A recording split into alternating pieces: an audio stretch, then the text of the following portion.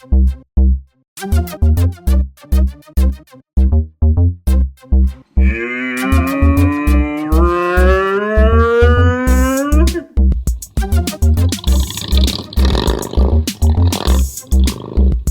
probably searching for a video because you're curious about the Bassani 2x2 dual head pipes for Harley Davidson touring models. You've definitely come to the right place. A quick shout out to RevZilla for providing these head pipes for us. If you want to get hooked up, you appreciate the free videos we put out. Affiliate links in the description below to the products. And by clicking through and making a purchase, no additional cost to you, but it does help us get a small kickback. Welcome back, Bikeaholics. Ryan Erlacher here, lawabidingbiker.com. Thanks for checking back in. A couple things I want to mention before we go ahead with the install, and that is I really like these Bassani 2x2 dual head pipes for a couple reasons. We installed them actually on Lurch's 2015 Road Glide Special. It'll really be the same regardless of which touring model you have. So everybody gets Harley Davidson, and we know that they come with catalytic converters. Those catalytic converters create a lot of heat, and by getting head pipes such as this, you get rid of a lot of that heat up on your legs and all that. Additionally, you will get a lot more sound. You're opening up the flow of those pipes, and even with your current mufflers, whatever you have, we found removing those or getting head pipes without the cats, of course, makes this bike sound even better. Make sure to check with your local, state, and federal laws on, manipulating exhaust on your motorcycle and the removal of catalytic converters. But these Bassanis come without cats. And the main thing about these Bassani pipes are the price point. And the reason the price point is a little lower than others is they're basically completely exactly like your stock exhaust, the way they route it and the way they do everything. Again, basically it's head pipes without catalytic converters. It also, these pipes, which is nice, go ahead and reuse your stock heat shields. With that said, what do you say we get our hands dirty and get wrenching, huh? All right, because we're gonna have to access the pipes and we wanna get these bags out of our way. That's what Lurch is doing. Usually it's just a 1/4 turn pin. He has some extra security bolts on here, so he's just removing both of those so he can get his saddlebag out of the way. All right, so we got to get these support bracket on these mufflers. These are Vance & Hines Titan 450 oversize mufflers. We did a video on this. The install, the sound, we really like them. Link in the description below. Also, we are a Vance & Hines distributor, guys. So make sure you hit up our store, lawabidingbiker.com/store. Also, link in the description below. And we can get you hooked up with any Vance & Hines product. But there's just 2 bolts back there, and that releases it from the bracket. Again, this isn't stock. This is kind of an aftermarket bracket. All right, and with a 9/16 socket, this is a stock clamp. This is where your muffler clamps on to your head pipes, and you're just gonna loosen that and back it off. All right, and we're just doing the same thing on the other side. Big Daddy here is working on getting that bracket out of the way. All right, now that that clamp's loose and the back bracket's off, you can just start twisting these back and forth like he's doing. And you have to work out a little bit, and they'll start coming loose for you. There we go. All right, so now what he's doing is working on the crossover, and you'll see it goes right underneath and crosses over to the other side. That's a 5/8 socket, and that's stock, because these are the stock headers, Harley headers that we're taking off. And he'll loosen that all up. All right, and yes, this is a Harley, but it's got a 13mm metric on it. It happens once in a while. And this is the, basically it's a drop-down clamp that supports the crossover. And it's just got the 1 bolt there. And you can see that releases that clamp. And one helpful thing, prior to pulling these crossovers or pipes off mufflers, you can just put a little WD-40, and it tends to loosen things up a little bit for you. All right, and moving under the bike here, we've got everything loosened up. He's going to start removing this crossover. All right, and what he's got there is just a 5/16 nut driver, and this is the crossover piece. He's just taking the stock heat shields off, because with these Bassani 2-to-2 crossover head pipes, we're going to reuse the stock heat shields. And that's what's nice, is you can save some money and just get the pipes, and we'll reuse these stock heat shields. So that's what he's doing here. All right, so these stock head pipes, of course, have 12mm bungs in them for the 2 O2 sensors. There's right back there where he's pointing is your O2 sensors for both front and rear head pipe. You can see them down in there. So what he's going to do here is remove his side cover. Just pops right out. Reason being is we want to unplug the other side of those O2 sensors up in here. All right, and he's just got some cutters there. He's just getting rid of some of the stock zip ties here so we can have better access to unplug these. These are pretty easy. They're just a push tab underneath. You can see he's just pushing up and at the same time pull. There you go. All right, now what he's doing is just fishing those through. Just remember how they went because you'll put them back similar. So you'll notice they're color coded. There's black and white, and then right up there, there's also a black and white plug. One of those goes to front header pipe, one goes to rear, and of course make sure you remember that when you're taking them off so that you put them back the same way. And with a 5/16, just a nut driver again, all these hose clamps for these heat shields, stock heat shields, are the 5/16. You could use a screwdriver too if you wanted, but you're just going to go around and release all the clamps so we can free these heat shields up. All right, and he's got this particular heat shield freed with the hose clamps, stock, and he can get that out of the way. And after he gets that, we'll move up and we'll do these front heat shields on front and rear head. So this is stock pipes, guys, and if you're wondering where your catalytic converter sits, of course all the stock pipes come. That's your catalytic converter chamber. And that's one of the nice things about these Bassanis or any aftermarket, even Vance and Hines stuff. The new head pipes we're putting on do not have a catalytic converter, and so that creates a lot of heat. So you'll get rid of a lot of heat and you'll get more power and a little bit better sound without that catalytic converter. And that's one of the reasons we're putting these Bassani 2x2 head pipes on. And make sure you check with your local laws and state laws, because I know California is a little bit different on that, but we're safe up here to put these head pipes on. All right, and with that 5/16" nut driver, he's just working on that front or rear head heat shield, and then we'll do the front, but it's the same process to get it out of our way. All right, so we've got Brian over here holding the 9/16 wrench from this side, and Lurch has a 5/16 hex head, and that's the front floorboard bolt that he's working on. And we're going to remove these floorboards. There's actually 2 bolts that we have to remove to get these out of the way, and that's just going to make it easier to get the headers out of the way. And the heat shields, it'll give us an advantage. And there's the second one. This one is just bolted right into the frame. It doesn't have a nut on the other side like the front one. And that frees it up and out of our way now. All right, and Lurch just working on that heat shield. The front header here, same with that nut driver. You can see there's another one right up in there in the front that he's gonna have to work on that hose clamp. And that frees up the front heat shield. All right, and he's underneath with a 9/16 socket right there, and if we move up, this is the main clamp kind of behind the catalytic converter here, and you can see the top of it, he's pointing, it's kind of just a flat top on the bolt, and it's got some cutouts in there so it won't turn on you too bad, but sometimes you do have to put pressure on the top to keep it down in there so it doesn't turn, and that's what he's working on right now, is just backing that out.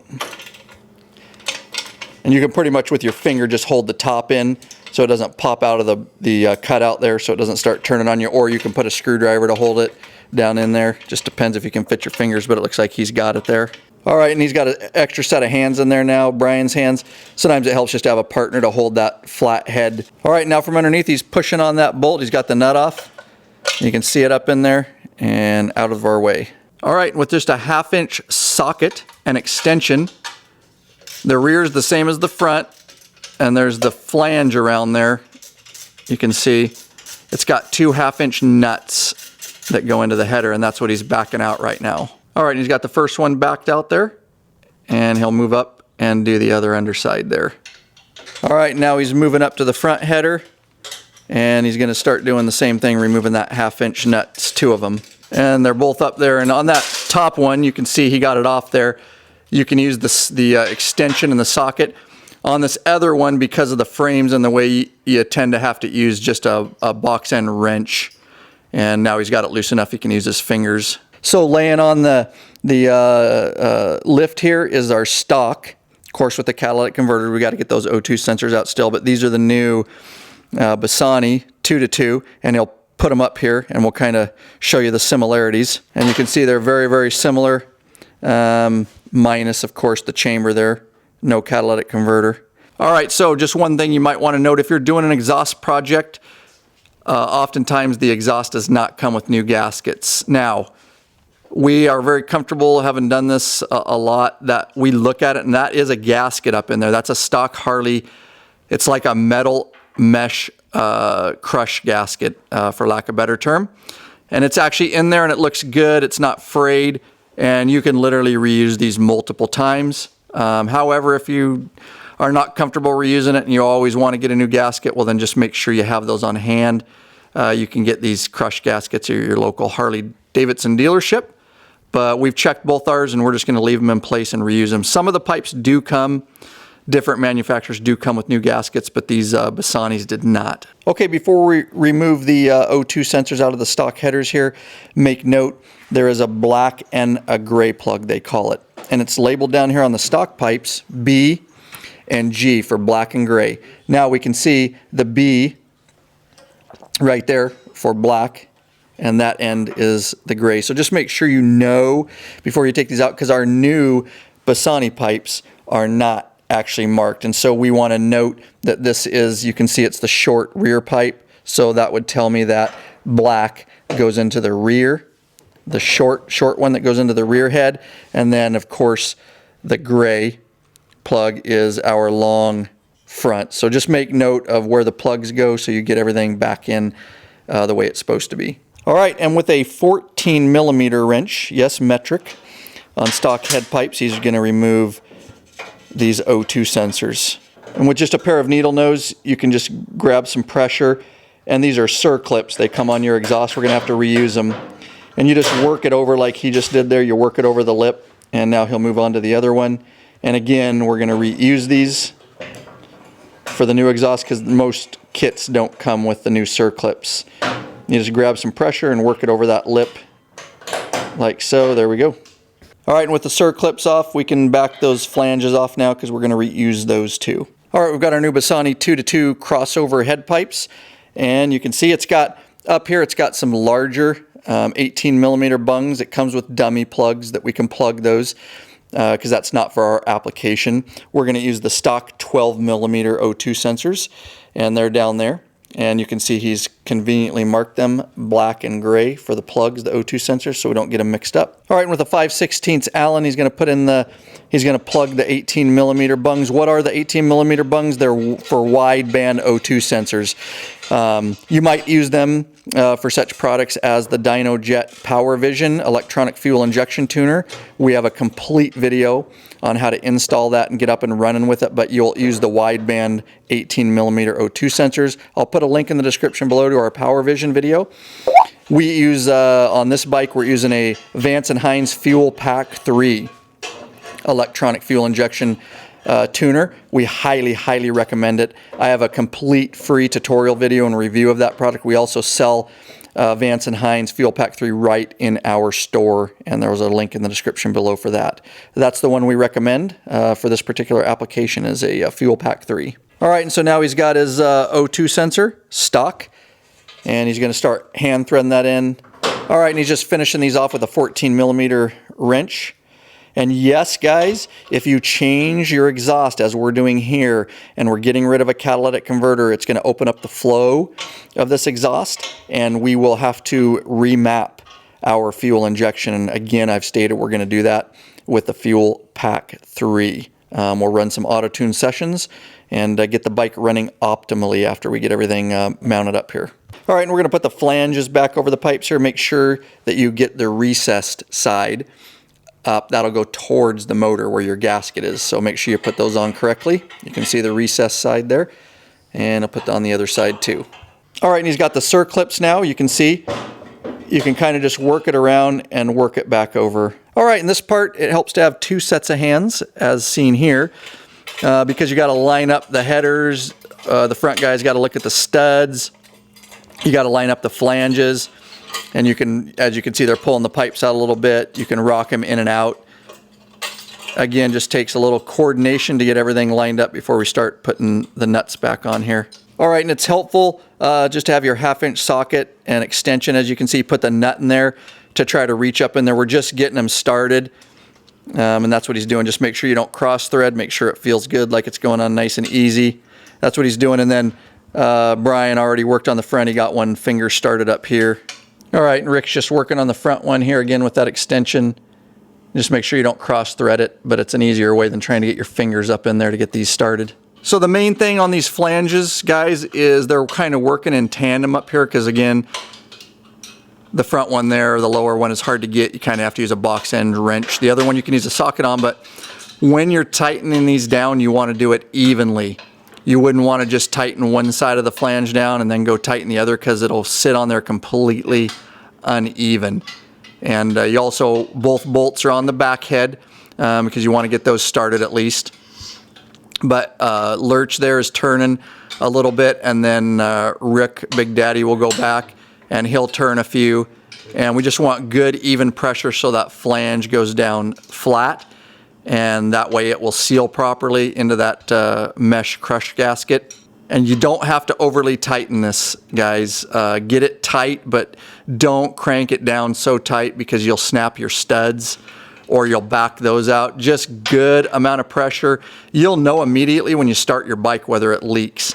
And you'll want to ride for about 1,000 miles after you exchange exhaust and then come back and just give them a few more turns and tighten them just to make sure they're sealed up good. But you can't go wrong with not over tightening because, again, you'll hear the exhaust leak and it's a simple fix to tighten it a little more if it were to be leaking.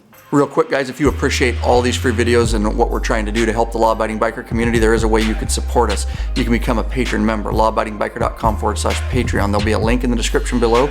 You can pledge a certain amount per piece of content that we put out. No risk, because you can put a monthly cap. There are benefits of becoming a member. There's a private Facebook group that's blowing up. There's also access to premium videos and t-shirts and all that kind of stuff. Anyways, all the information is over.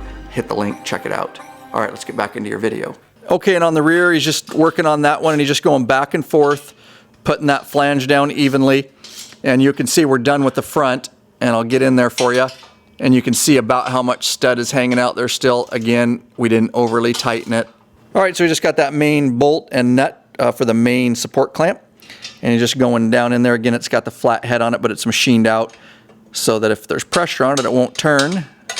He's working that down in, and then, of course, underneath, he's going to start that nut on the bottom. All right, and he's just holding the top of that, of course, and with a 9/16 socket on the bottom, he's just going to tighten that down. And again, you don't have to overly tighten this, just snug and maybe another quarter turn.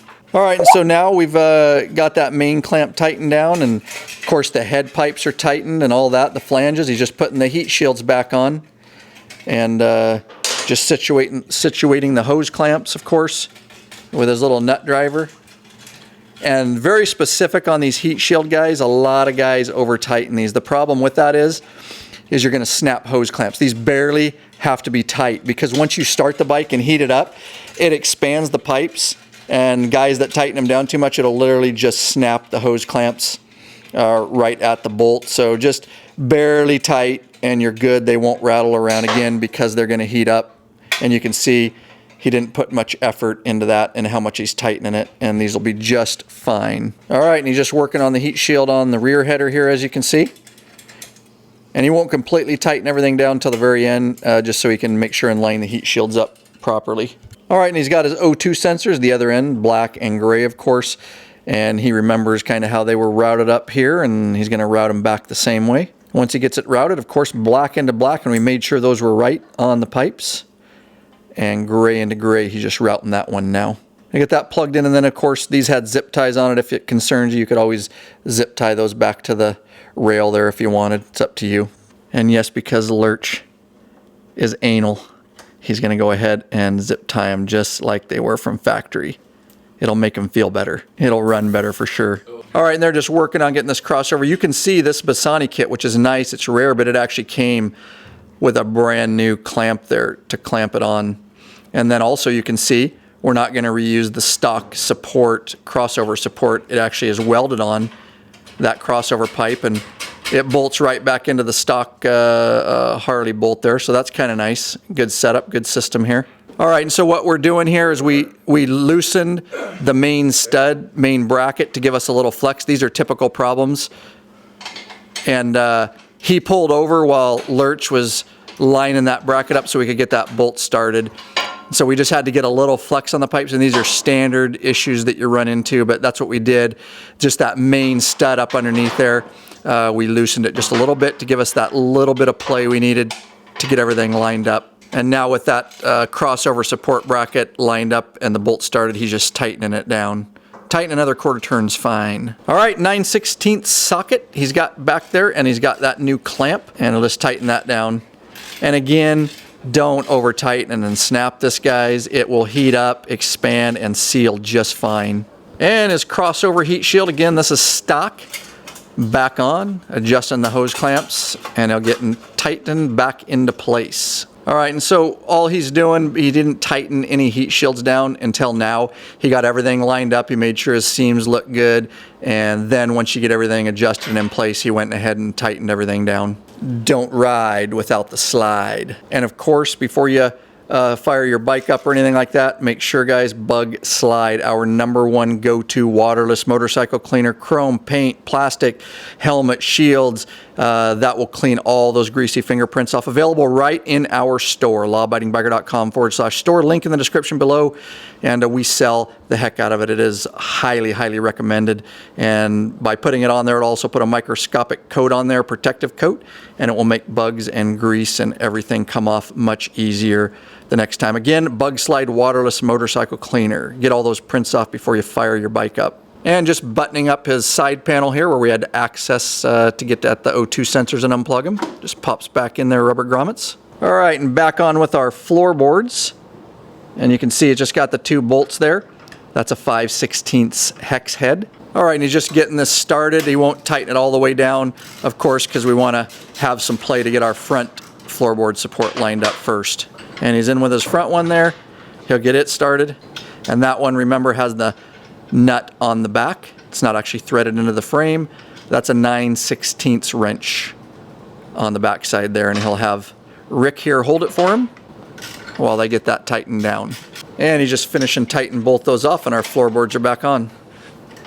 All right, I'm back on with the rear support bracket here. We're going to put the mufflers back on here in a second. And he's just working it through the rubber grommet there. All right, and he's got his Vance & Hines Titan OS 450 slip-on here, and he's going to start up there at the head pipe coming out. The clamp's loosened. You can put a little squirt of WD-40 in here. That's what he did. It can make it a little bit easier. You're just going to twist and give a little pressure from the rear till it gets seated all the way up in there. You can rock it and twist it. And again, guys, if you want a video on these Titan OS 450 slip-ons, we already did a video on it. Search this YouTube channel. Hopefully I'll put a link in the description below. We did a complete review. You can hear how they sound. We also did another video on removing the packing from inside to give them a little more sound. That's all free on our website and on this YouTube channel. With a rubber mallet, you can see he's just giving a little taps on the end to get that to seat right and to make sure that his clamp bolts behind here are lined up where he wants them. And you can see he hammered them on basically. You can see the weld there. He hammered them on far enough so that weld is right up next to the heat shield there, so there's not a huge gap there. All right, and this is a pretty standard Harley little plate with threaded bolts in it there, and he's just going to put that in there. You kind of got to slide it in to the rear here. You can see he slid it in there, and then just a little finesse, and sometimes another hand depending on if you can get it. But he's got to get those bolts lined up in there. You can also get in there with a screwdriver sometimes to get it to sit flat. There we go, we got it sitting flat now. And now he'll be able to get those started in there. All right, now he's got his rear one started there, at least started, and he can finish it off with the ratchet wrench there and tighten it down. And Rick just finishing off here, following up with some Bug Slide, of course. Getting all Lurch's greasy fingerprints off those mufflers. All right, just doing the same thing to the other side, getting his bracket worked back in to the rubber sleeve back there, and then he'll get this muffler into position. All right, and so these can get pinched too tight when they get clamped down, and so you kind of got to grab them and bend those. You can see how it's split at the 180 mark, and you can just grab some channel locks, and he's just bending them out. Don't go too much, but that will make them so we can slip them on. And with a rubber mallet, he's just getting that clamp back over there. And this is another method that you can use. because these tolerances are pretty tight, is make sure your clamp's on. That way you don't spread them too wide. It will keep you from spreading it too wide, but with a rubber mallet, he's just hitting a screwdriver down into the slit there and trying to make the gap bigger. But again, that'll keep us from going too wide. And he's just finishing up, getting that as wide as we can. All right, now he's got that all, widened out as much as we could, and it looks like he's gonna have some success. All right, and he got this one into place, and 9/16, of course, just tightening that clamp. You can see how tight he got it there. That's about it. It will expand and seal just fine. Then he just got his additional heat shield, crossover heat shield there, a couple hose clamps to get in place. And there you go, one set of Bassani 2x2 header system with our stock heat shields. And of course, we already had the Titan OS 450 slip-ons. And now we will go ahead and get our fuel pack 3, of course, and we're gonna put in a stock map. We're going to choose a stock map for these headers in the FP3 app via our smartphone. And again, link in the description below if you want to learn how to use that Fuel Pack 3 and a link to get it in our store. But of course, always retune if you were to do something like this, remap your electronic fuel injection.